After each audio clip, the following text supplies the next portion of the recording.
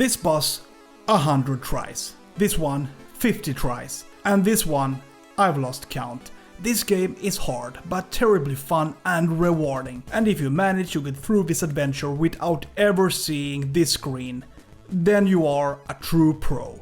Skelethrone, the Chronicles of Ericona is a challenging platformer now available for Nintendo Switch. In this video we check out how the game feels on the handheld console and if it's worth buying.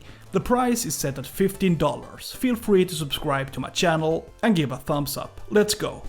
Visually, I think the developers managed to capture that eerie feeling needed to build a dark and desolate world. Right from the start, it's clear that horrors have happened here, as we see dead bodies on the ground, surrounded by a rather grey and windswept environment. We see the windmills in full motion, while the trees have lost their leaves for the season. This is a perfect introduction to the game, as it sets the tone for what is to come. Other parts of the game are completely dark, but can be lit up with certain items. But it gives the feeling that we are far underground in the bleakest places imaginable. And somewhere down there, dangers await. Dangers that can seriously test your patience and skills. But the prettiest area is probably the swamp. I really like how this area is set up with oversized leaves, little frogs jumping and giant trees. I think it looks good. There are many areas to explore and all places have their own style, which indicates that you have reached the next level where new challenges await. This game is basically a Souls-like game that takes inspiration from the Metroidvania genre. On your way you face tough bosses, you explore huge areas and find items and equipment that can help you along the way. But like a Metroidvania, you have a typical map at your disposal. However, it only indicates where to go and where you can explore further. This means that you have to run back and forth several times in case you forgot to pick up an item. But the map is still a good aid and you can zoom in and out to get a clearer overview of where to go. However, you can find specific items that make it easier to find various secrets hidden in the game. So while the map is useful, there are other items that complement it. In the game, it becomes clear quite quickly that certain areas are locked until you learn a new ability. An example of this is the ability to fly. Yeah, you can fly in the game. Of course, you have to be able to fly to get to plateaus you can't jump between. And this is how the game is. You see an obstacle but learn a new skill that opens up new opportunities. There are also many more abilities, such as being able to double jump. You don't have this ability when you start, it has to be learned.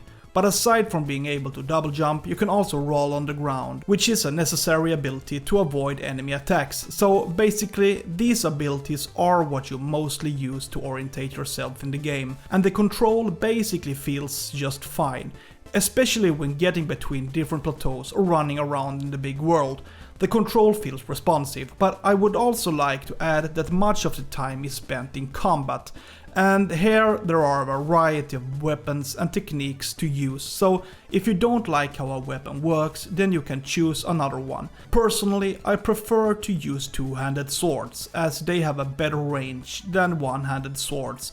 It is my impression that it's easier to avoid enemy attacks if you have a good range, which is noticeable with a two-handed sword. These weapons also usually do massive damage, which is a huge advantage. But as I said, there are many weapons to choose from, and it's up to you to choose the weapon you feel comfortable with. The bow is a little weird though. I wonder if it's bugged because it doesn't seem to work as intended. You activate the bow by pressing R, then you have to use another button to shoot, but no matter which button I press, nothing happens. However, what is weird is that the bow works in handheld mode, but only if I use the touchscreen. Then it works. That said, I wonder if the bow is bugged. I can't get it to work in docked mode.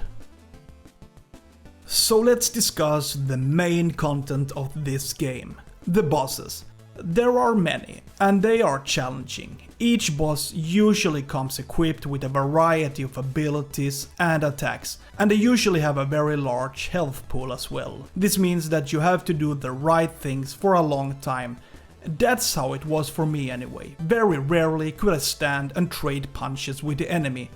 I think the most difficult are the bosses that come in pairs. I had big problems with this bird boss or dragon boss. I needed about 100 tries before I managed to win, but I have to say that the difficulty is the charm. It's challenging and fun to learn how the bosses are designed, but it's a bit strange though. Some bosses I found quite easy and could eliminate quite quickly, but all of a sudden you come to a boss who is literally playing with his prey. I saw myself taking a lot of beating and had a hard time dodging its attacks, but it's like a process. You get a little better and get a little further with each try. So with that said, in my opinion, the bosses are this game's greatest asset. They are generally entertaining, challenging and above all varied. It never gets monotonous and you never know what to expect. In the game, you can also gain experience points and level up. Every time you level up, you can spend points to raise your stats. This in itself is not unique, but the stronger you are, the better you can do against the bosses. But it seems to be difficult to level up enough to become completely invincible. Having a high level helps, of course, but I would like to say that the bosses are still strong enough to offer good resistance, regardless of your level. But if you want to reach a high level, you need to farm a lot of enemies. You will then have to grind enemies for hours, maybe days, before you are done. But I still think that the level up system is a good addition to the game. I feel that I am gradually getting stronger and can take a few more hits than before.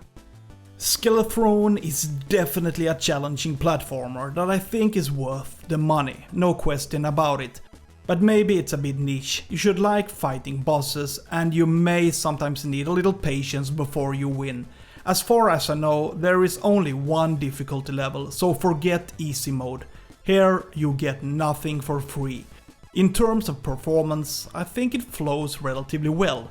I have found that it gets a little sluggish when I play in handheld mode, but that it flows well in docked mode. I haven't experienced any crashes, which is positive, so overall we are talking about a big and challenging platform game that should be experienced by those who appreciate unpredictable battles and lots of exploration. With that said, please subscribe to my channel and give the video a thumbs up. Have a good day. See ya!